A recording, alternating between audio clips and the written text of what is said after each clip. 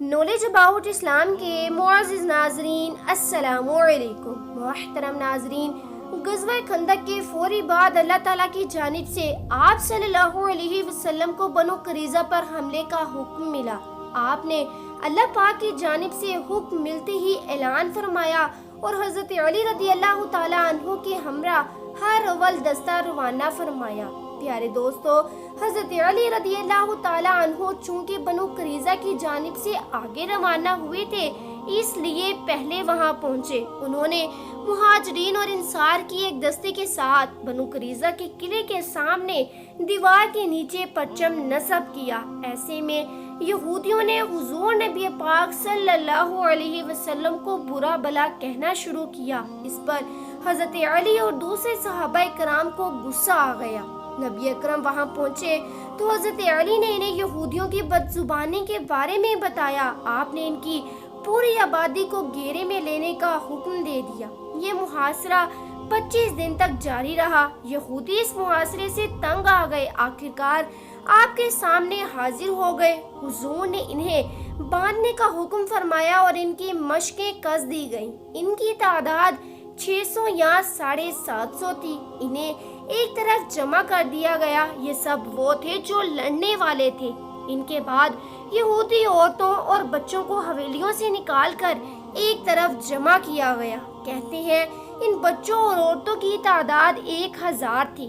اس پر حضرت عبداللہ بن سلام کو نگران بنایا گیا۔ ابھی یہ لوگ بار بار نبی پاک صلی اللہ علیہ وسلم کے پاس آ کر معافی مانگنے لگے۔ اس پر آپ صلی اللہ علیہ وسلم نے فرمایا، کیا تم اس بات پر رضامند ہو کہ تمہارے معاملے کا فیصلہ تمہارا ہی منتخب کیا ہوا کوئی آدمی کر دے؟ انہوں نے جواب دیا، سعد بن معاذ جو بھی فیصلہ کر دیں گے ہمیں منظور ہے۔ کہا جاتا ہے سعد بن معاذ مسلمان ہونے سے پہلے ان یہودیوں کے دوست اور ان کے نزدیک قابل احترام شخصیت تھے۔ حضور نبی پاک نے ان کی یہ بات مان لی۔ سعد بن معاذ غزوہ خندق میں شدید زخمی ہو گئے تھے۔ وہ اس وقت مسجد نبوی کے قریب ایک خیمے میں تھے۔ اب نبی پاک کے حکم پر انہیں بنو قریظہ کی آبادی میں لایا گیا۔ ان کی حالت بہت خراب تھی۔ آخر وہ نبی اکرم کے پاس پہنچ گئے۔ انہیں ساری بات بتائی گئی۔ اس پر حضرت سعد بن معاذ نے کہا کہ فیصلہ حق تو اللہ پاک کا ہی ہے، یا پھر اللہ پاک کے رسول کو فیصلے کا حق ہے۔ حضور اکرم نے ارشاد فرمایا، اللہ ہی نے تمہیں فیصلے کا حق دیا ہے کہ یہود کے بارے میں فیصلہ کرو۔ اب انہوں نے اپنا فیصلہ یوں سنایا، میں یہ فیصلہ کرتا ہوں کہ ان کے مردوں کو قتل کر دیا جائے، ان کا مال اور دولت غنیمت کے طور پر لے لیا جائے اور ان کے بچوں اور عورتوں کو غلام اور لونڈیاں بنا لیا جائے۔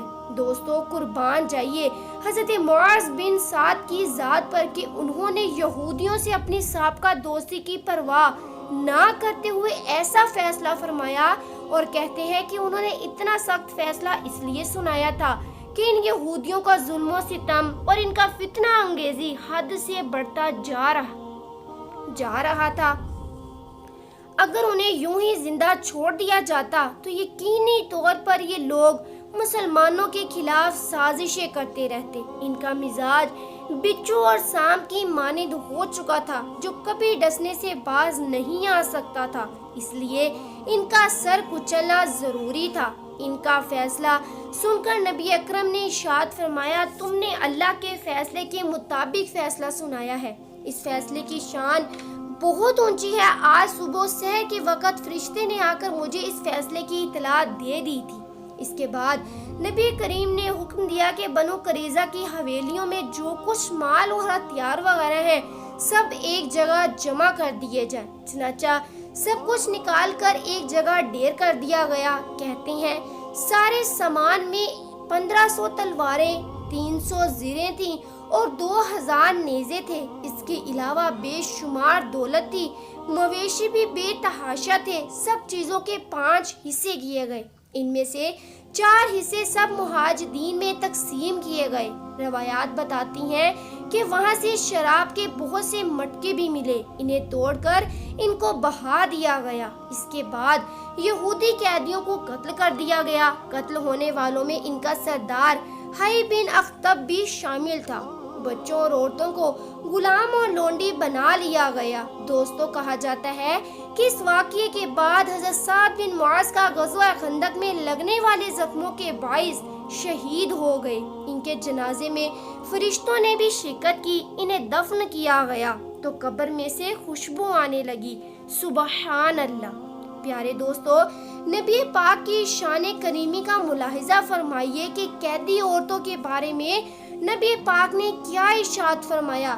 جب عورتیں فروخت کی جائیں، اپنے بچوں سے جدا نہ کی جائیں، یعنی جہاں ماں رہے وہیں اس کے بچے رہیں جب تک کہ بچے جوان نہ ہو جائیں۔ اگر کوئی شخص اپنی لونڈی کو فروخت کرنا چاہتا ہے تو بھی اسے اس کے بچے سے جدا نہ کرے۔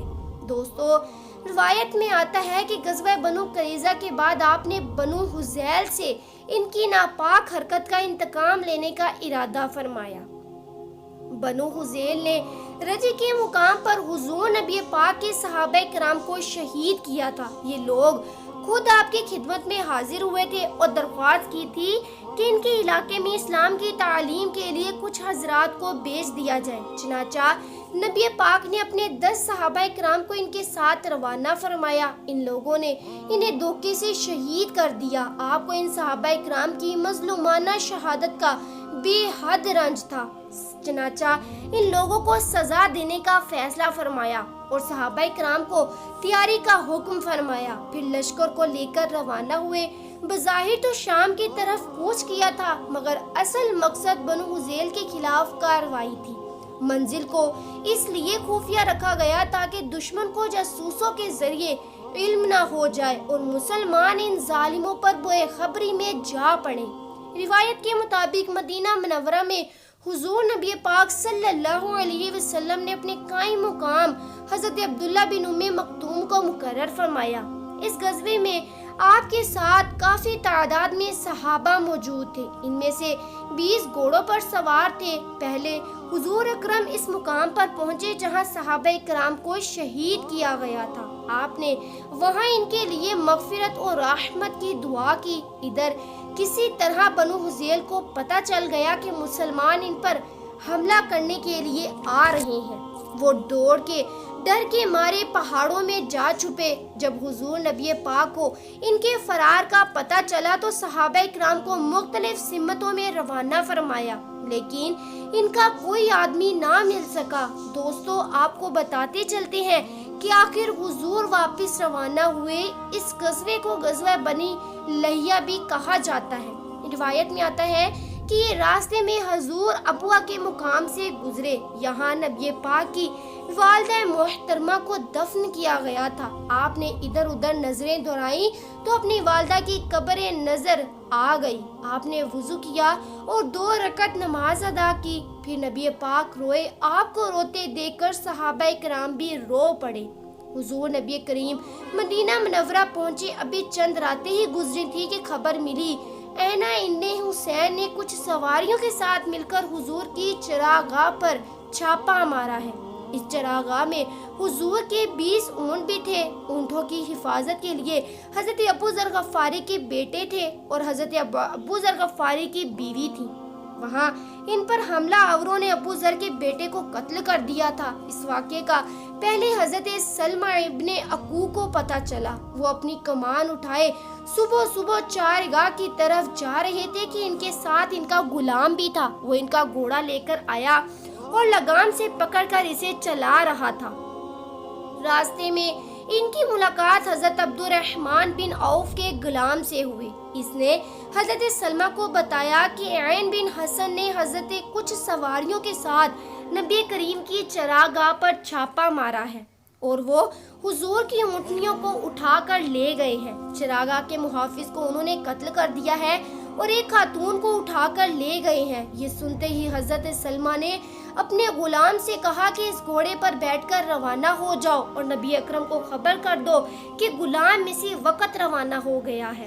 ساتھ ہی سلمہ ایک ڈھیلی پر چڑھ کر پکارے، لوگوں دوڑو، کچھ لوگ نبی اکرم کے اونٹ لے گئے ہیں۔ یہ اعلان 3 بار دہرا کر وہ اکیلے ہی لوٹیروں کی طرف دوڑ پڑے۔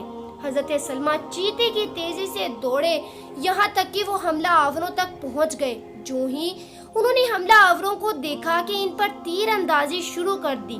جب بھی تیر چلاتے تو پکار کر کہتے سنبھال لے، میں ابن سلمہ ہوں، آج کا دن ہلاکت اور بربادی کا دن ہے۔ جب دشمن اپنے گھوڑوں کو موڑ کر ان کی طرف رخ کرتے تو یہ اپنی جگہ سے ہٹ کر دوسری جگہ پہنچ جاتے تو اور وہاں سے تیر اندازی شروع کر دیتے۔ یہ مسلسل اسی طرح کرتے رہے، دشمن کے پیچھے لگے رہے، دشمن ان کے تیروں کا شکار ہوتے رہے۔ دوستو، خود حضرت سلمہ کہتے ہیں کہ میں بھاگ کر ان میں سے کسی کے سر پر پہنچ جاتا، اس کے پیر میں تیر مارتا، اسی سے زخمی ہو جاتا، لیکن ان میں سے جو پیچھے مڑتا تو میں کسی درخت کے پیچھے چھپ جاتا، پھر اسی جگہ سے تیر اندازی کر کے حملہ آوروں کو زخمی کر دیتا۔ جب پتھر ان پر گرانے لگتا، میری اس تیر اندازی اور پتھروں کی بارش سے وہ تنگ آ گئے، جہاں تک کہ میرے تیروں کی بارش نے انہیں بھاگنے پر مجبور کر دیا۔ زخمی ہو کر بھاگنے والوں نے 30 سے زیادہ نیزے اور اتنی ہی زیادہ چادریں راستے میں گرا دیں تاکہ ان کا بوجھ کم ہو جائے اور وہ آسانی سے بھاگ سکیں۔ وہ جو چیزیں بھی کہیں پھینکنے میں اس پر پتھر رکھ دیتے تاکہ وہ واپس لے جا سکے، تاکہ میں بعد میں ان کو جمع کر سکوں۔ الغرض میں ان کے پیچھے لگا رہا یہاں تک کہ سوائے چند ایک کے وہ تمام اونٹ جو رسول صلی اللہ علیہ وسلم سے کے تھے وہ پیچھے رہ گئے۔ دشمن آگے نکل گیا اور خود میں بھی ان کے تعاقب ان اونٹوں سے آگے نکل آیا۔ اس طرح میں نے حملہ آوروں سے تمام اونٹ لے لیے۔ حضرت نبی پاک صلی اللہ علیہ وسلم کو جب سلمہ کی پکارے کے بارے میں پتہ چلا تو مدینہ منورہ میں اعلان کر دیا کہ اے اللہ کے سواروں، تیار ہو جاؤ اور سوار ہو کر چلو۔ اس اعلان کے بعد گھوڑ سواروں میں سے جو صحابی سب سے پہلے تیار ہو کر آئے وہ حضرت عمرو تھے، انہیں ابن اسود بھی کہا جاتا ہے۔ ان کے بعد حضرت عباس بن بشر آئے، پھر حضرت سعید بن زید، پھر باقی گھڑ سوار صحابہ حضور کے پاس پہنچ گئے۔ حضور نبی پاک نے حضرت سعید بن زید کو ان کا سالار مقرر فرمایا اور حکم فرمایا تم لوگ روانہ ہو جاؤ، میں باقی لوگوں کے ساتھ تم سے آ ملوں گا۔ چنانچہ یہ گھڑ سوار دستہ جو دشمن کی تلاش میں نکلا اور دشمن کے سر پر پہنچنے پر کامیاب ہو گیا۔ اس لڑائی میں مزید کیا ہلاکتیں اور کیا واقعات پیش آئیں یہ ہم آپ کو اگلی ویڈیو میں بتائیں گے۔ تو ناظرین، یہی ہماری آج کی اس ویڈیو کا موضوع تھا۔ اگر آپ کو ہماری آج کی یہ ویڈیو، آج کا یہ موضوع پسند آیا ہو تو ویڈیو کو لائک اور کمنٹ باکس میں اپنی قیمتی رائے کا اظہار ضرور کیجیے گا، اور ساتھ ہی لگے بیل آئیکن کے بٹن کو بھی پریس کر دیجیے گا تاکہ ہمارے ایسے معلوماتی انفارمیشن واقعات اور ویڈیوز آپ تک سب سے پہلے پہنچتے رہیں۔ اجازت دیجیے، پھر ملیں گے ایک نئی ویڈیو ایک نئے موضوع کے ساتھ۔ اللہ پاک سے دعا ہے اللہ پاک آپ کی تمام پریشانیاں دور کر کے آپ پر اپنی رحمتوں کے سائے برقرار رکھے، آمین یا رب العالمین۔